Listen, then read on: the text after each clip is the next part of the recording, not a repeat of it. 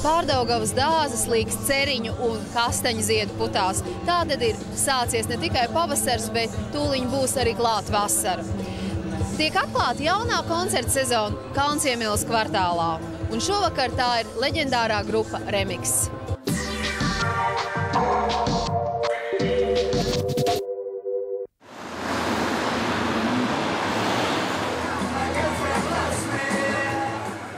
Laikam reti, kurš rīdzinieks nav apmeklējis pēdējo gadu Pārdaugavas stilīgāko un modīgāko vietu, kur pavadīt labu laiku – Kalnciemielas kvartālu.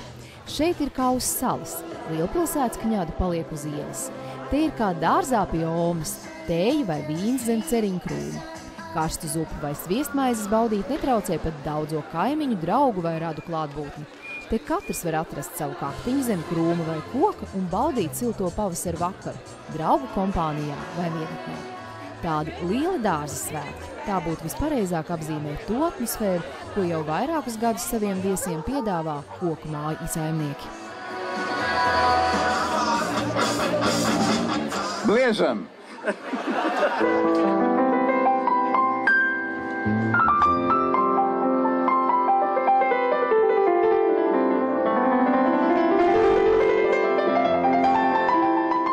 Un, lai dārza ballīte būtu ar īpašu noskaņu, romantisku un nedaudz nostalģisku, grupa Remix sen neredzēti un nedzirdēti spēlējam kopā. Grupas zelta fonda dziesmas un skaņdarbi kā vienmēr nevainojumā izpildījumā bija svētku emocionālā kulminācija. Acīm atvērtījās, vaskaustītas lapas no rīta un šai rudenī, ko nu būs ņemtīs šo rudenīnu,